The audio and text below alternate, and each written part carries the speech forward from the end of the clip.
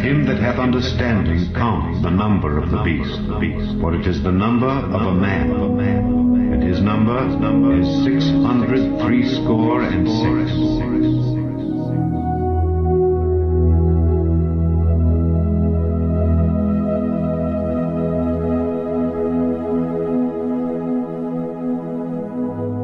According to science and the zeTETic system, the Earth is supposedly tilted at a 23.4 degree angle off vertical, and that leaves you at 66.6 degrees off horizontal.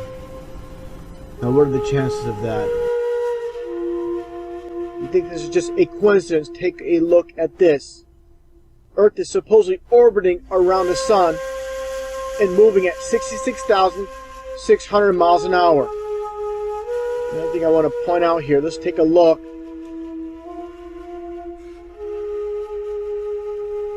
Now let's take a look at this model with the Earth supposedly orbiting the sun, and of course the moon orbiting Earth.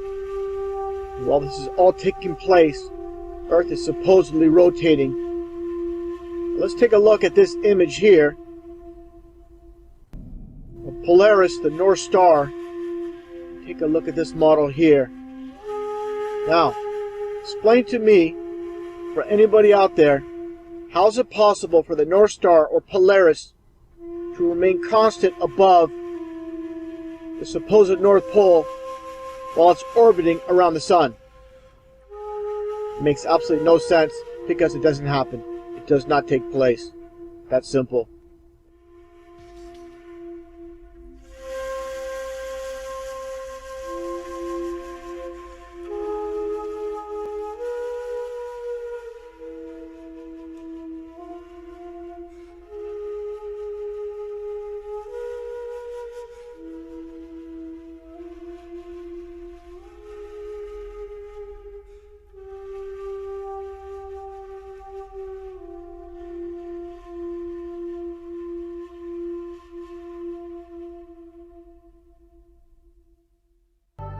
Moving on, the astrolabe is a beautiful and intelligent device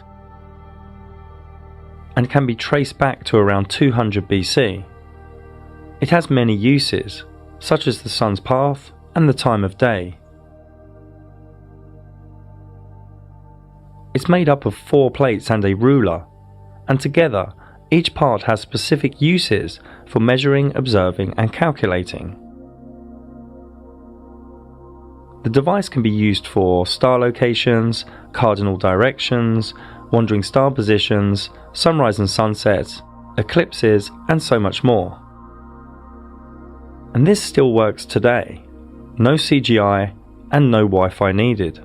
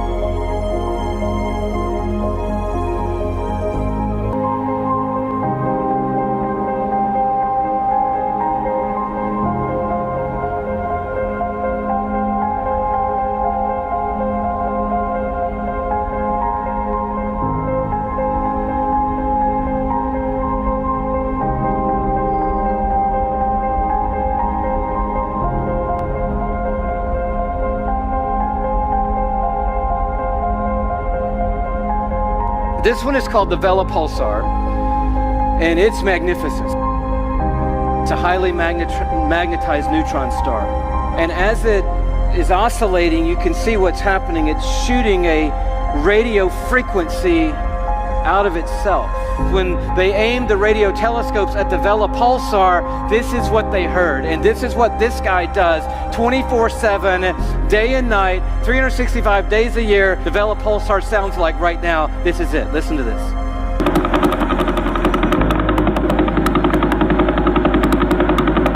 Now, I don't know about you, but that blew me away. I'm thinking, wow, this is incredible.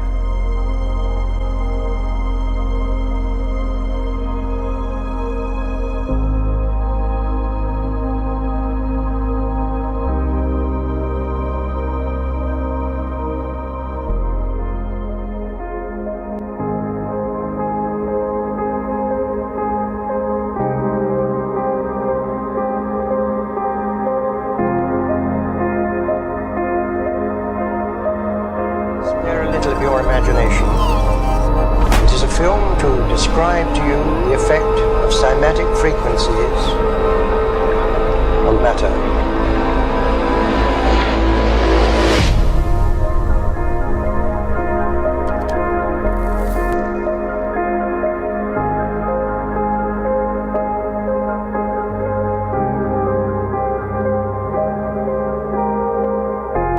He says, praise him, sun and moon, and praise him, all you shining stars. That's not just a poetic idea. That's really happening because stars don't just shine, stars also sing.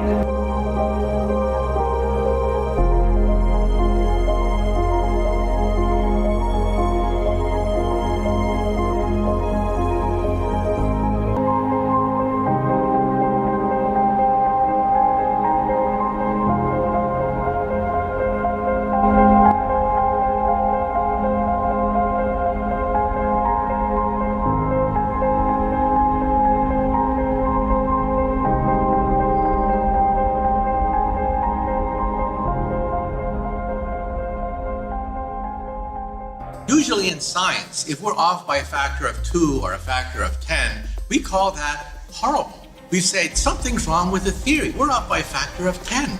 However, in cosmology, we're off by a factor of 10 to the 120.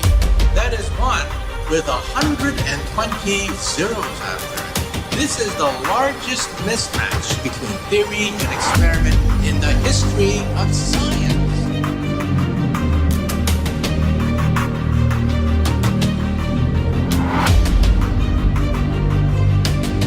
Landing, 8:17 p.m. Eastern Standard Time, 1969. Isaac Newton, 1666.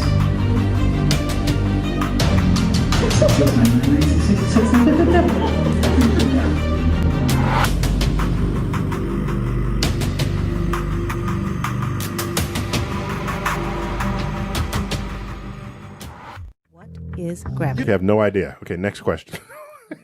Here's the difference. We can describe gravity. We can say what it does to other things. We can measure it, predict with it. But when you start asking, like, what it is, I don't know.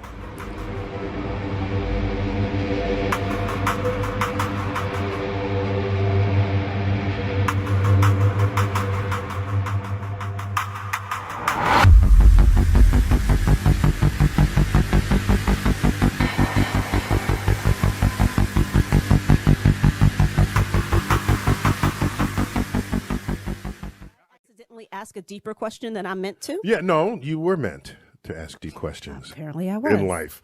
So to say, what is it? I think Einstein, in an Einsteinian answer, we would say gravity is the curvature of space and time. And objects will follow the curvature of space-time, and we interpret that as a force of gravity.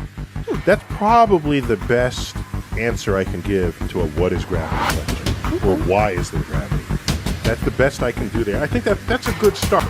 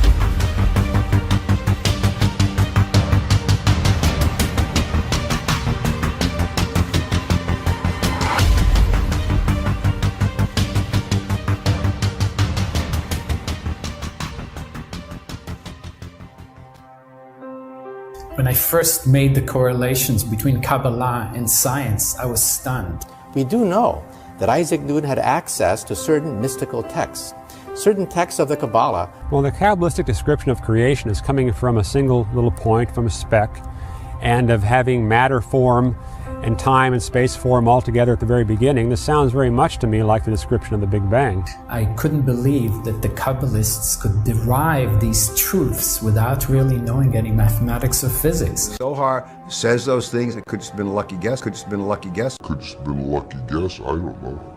The Zohar's notion that light is a realm of no time and no space is quite consistent with special relativity. It's rather amazing, this uncanny reflection of some of the most advanced cosmology coming from our satellites, coming from our atom smashers, coming from our blackboards, that are mirrored in the Zohar and ancient Kabbalistic texts. We do know that Isaac Newton had access to certain mystical texts, certain texts of the Kabbalah.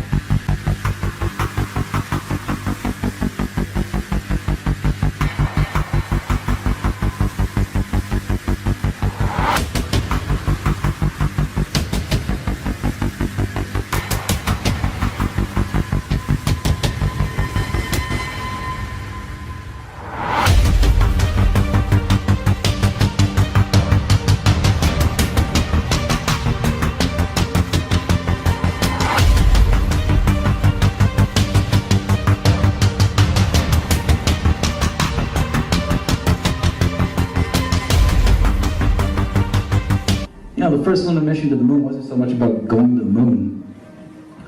It was about having an event so you can go high enough to take a picture after 500 years to prove it was a ball. The moon landing and the towers falling. And they had as king over them the angel of the bottomless pit, whose name in Hebrew is Abaddon, but in Greek he has the name Apollyon.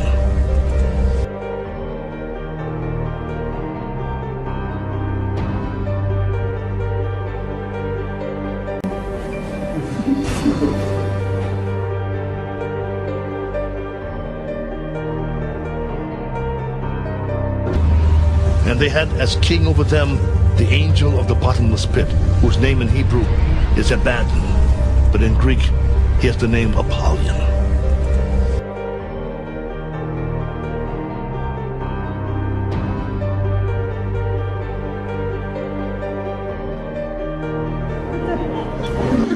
Most people saw the lunar landing and they swear on it because they heard it on the radio.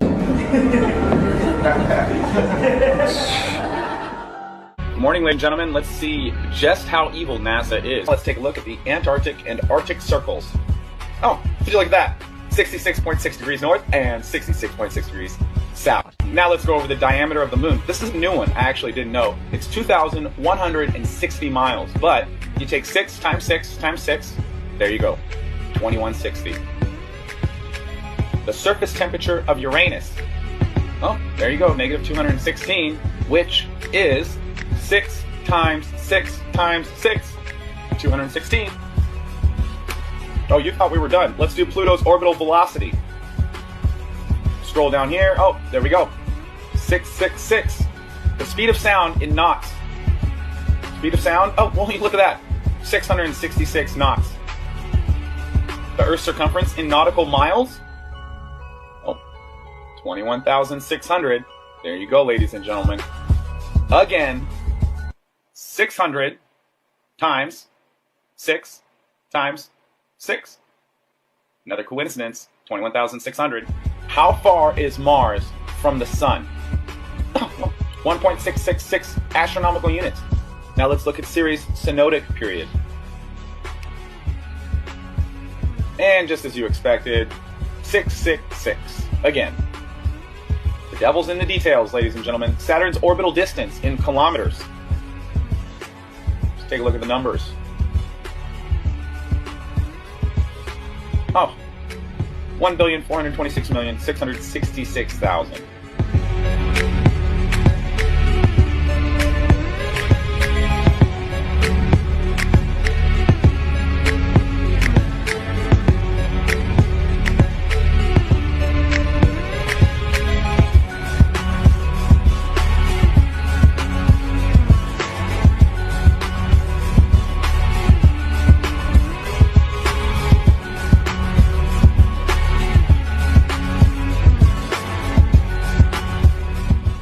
She's out of this world. The current commander of the International Space Station, about to break a big record tonight. Here's ABC's Gio Benitez. They call it the Peggy factor, Mission Control's code word for the way superstar astronaut Peggy Whitson always gets the job done. I love it up here. Tonight, Commander Whitson making history with her record for any American. By the time she lands in September, her tally will be 666 days in space. 666 days in space. 666 days in space. The greatest trick the devil ever pulled was convincing the world he didn't exist.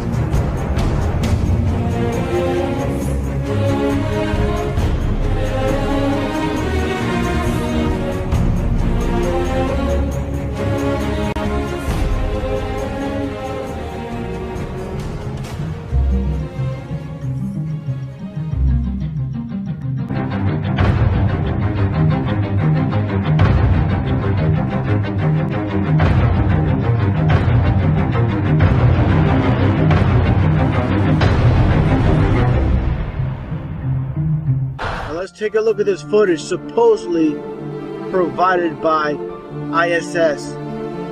This is nothing more than CGI.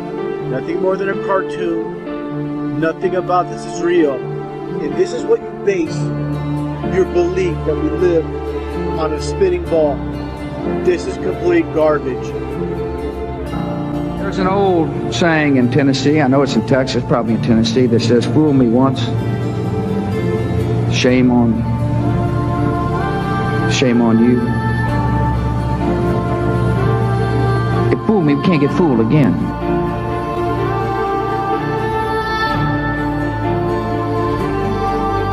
And what you're seeing here is a mirage.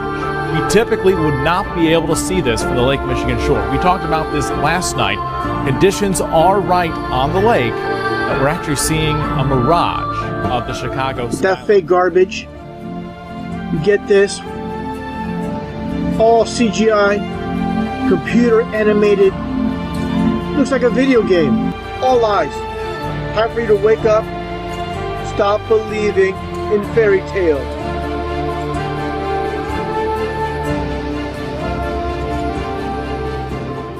This calls for wisdom. Let the one who has understanding calculate the number of the beast. For it is the number of a man, and his number is 666.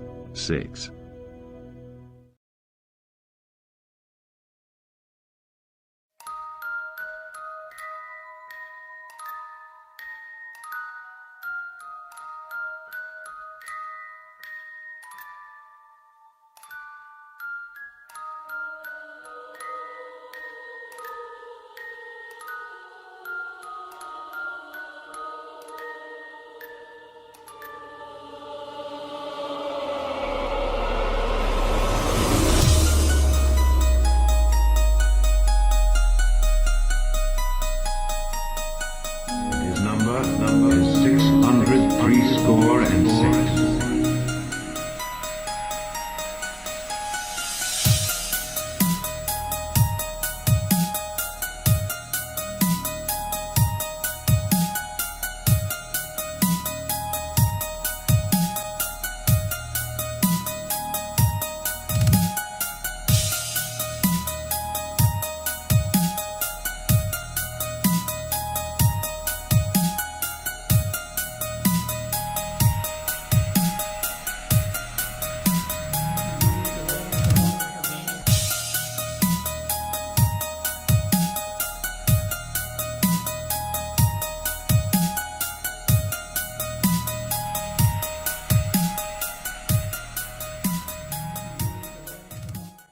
If NASA is right and there is, we do live on a ball, they're going to have to make up that curvature. If it's not in the 20 miles I'm shooting, well then that means it's got to be made up further on down the line. So you can't have it both ways. You can't say we live on this ball and then say, oh, you can't detect the curvature. Well, you got to detect it somewhere, because if it's not dropping here, it's going to have to drop even more down the lines in order to make that circle, that ball they say we live on. And it's pretty round. That blue marble they give us is perfectly round.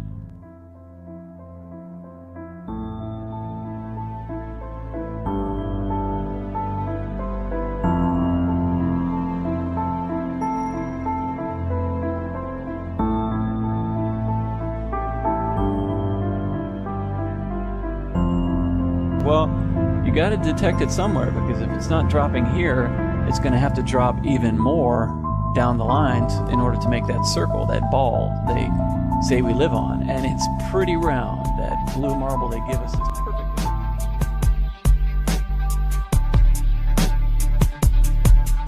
But you actually compound the problem if you start using the argument, well, there are, peaks and valleys and hills and mountains and plateaus and canyons and blah, blah, blah. All you're doing is pushing the problem further out. And eventually you, the ball earther who uses this argument, are the one who's in danger of falling off the edge of something. Because you can extend that out only so far, and then you're going to have to correct the terrain back to that 8 inches per mile squared so that you can have your 25,000 miles circumference ball.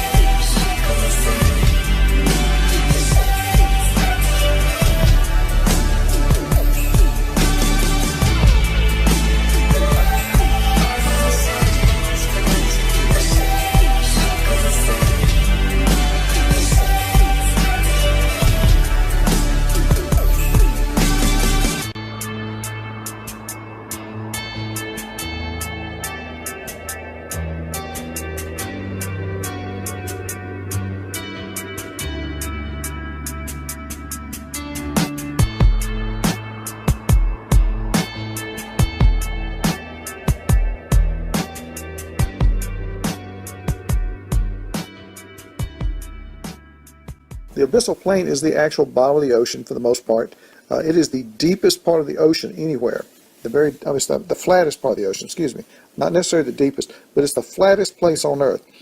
We got continental shelf, continental slope, we have submarine canyon, we have deep sea trench, we have abyssal plains over here and over here, flattest places on Earth. So we're going to summarize our lesson by looking at these different parts of the map here and try to find some of the features. We're going to start out down here at the tip of South America because it's got such a nice continental shelf sticking out here, and then we can see the colors very clearly graduated. So we've got a continental shelf, and then we can see this area here where it slowly gets darker and darker. That would be our continental slope, dropping down into a nice large abyssal plain here. Okay, a nice large abyssal plain.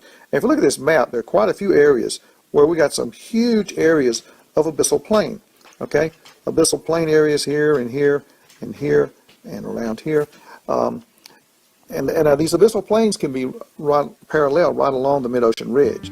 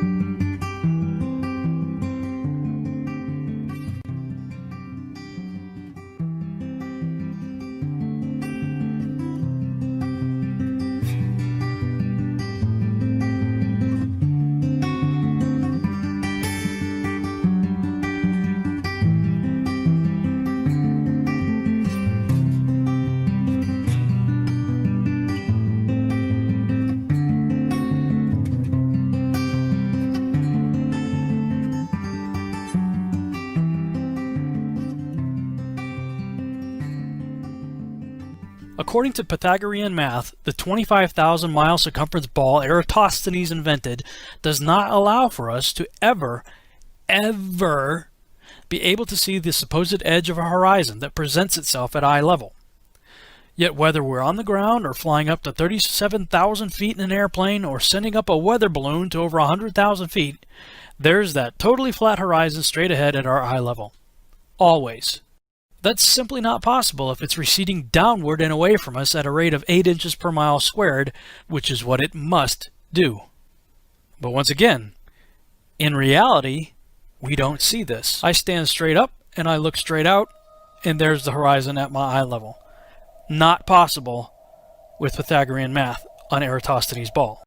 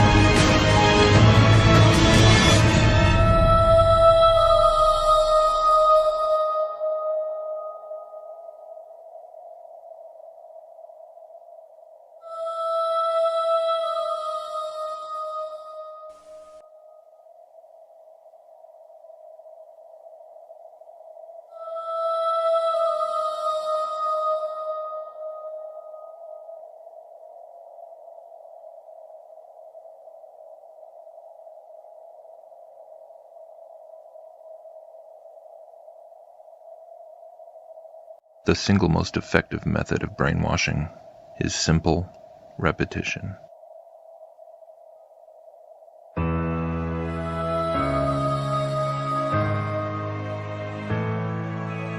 A steady, constant exposure to the same idea over and over again until the mind accepts it as truth.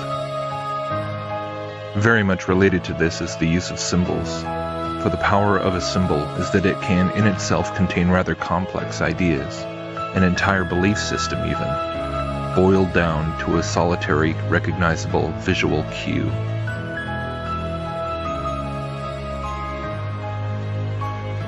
Every time that visual cue is seen, it subtly reinforces whatever inherent concepts have been ascribed to it in the mind of the viewer. In the case of the symbol of the globe, when we see this icon, we see so much more than just a sphere.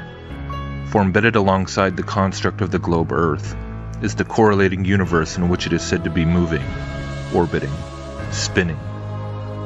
And connected to the concept of the spinning, spiraling universe is the supposed origin of that universe, billions of years ago.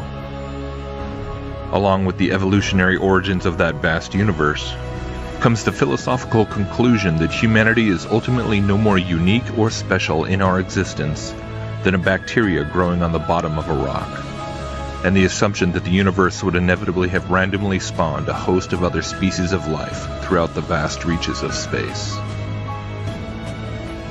We assumed that the symbol of the globe could only be so thoroughly ubiquitous and universally accepted because it is what we all know to be the truth. We never stop for a moment to consider the possibility that perhaps the complete inverse might actually be the case. We all think we know it to be true because it is simply so universally accepted and constantly reinforced. But what happens when people start to actually question the monolithic paradigm of the majority?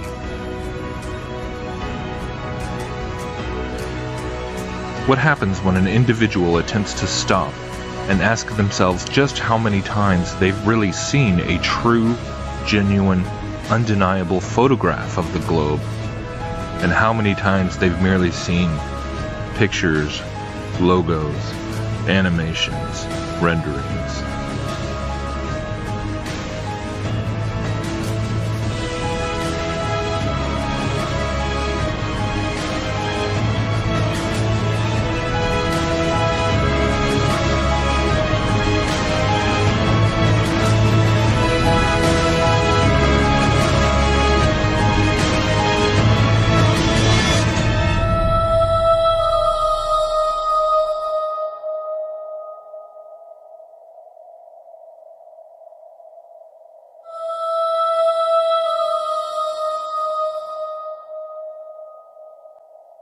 What do they finally begin to see?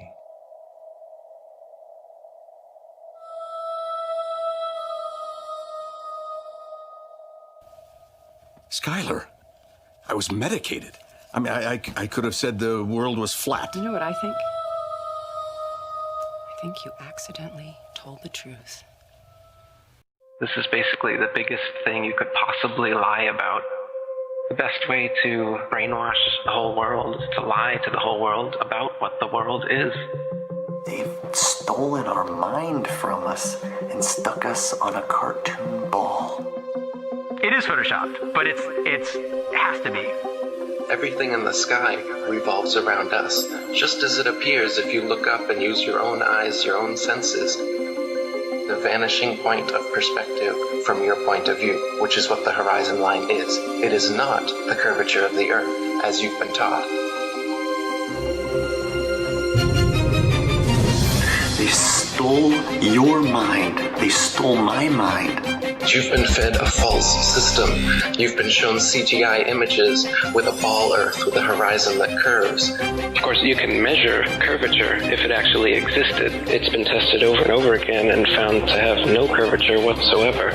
You've just been lied to and shown pictures, and you believe those. Science, in fact, shows that the Earth is flat and motionless. Now, one thing I really want your generation to embrace is that the Earth is a closed system. We cannot leave the Earth. There's no place to go. I just recently gained my mind back. It's flat. That begs the question, hey, what the hell have you been showing us this ball for all this time? What have you been doing with our money? Did you guys go to space? Is evolution actually real? Did you guys just make this shit up? These are the questions we need to be asking.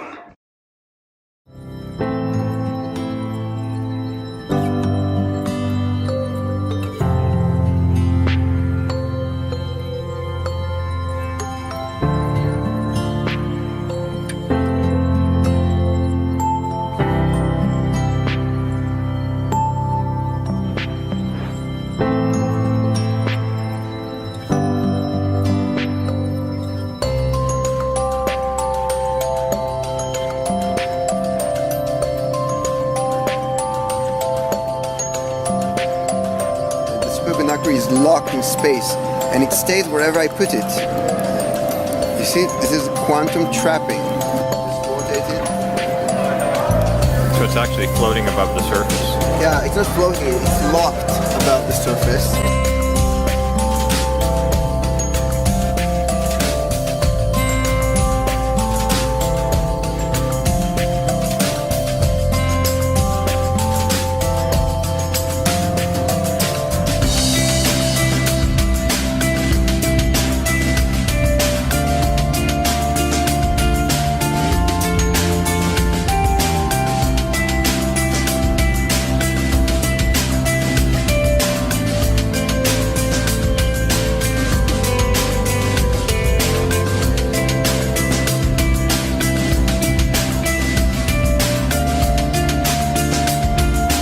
Ye shall know the truth, and the truth shall make you free.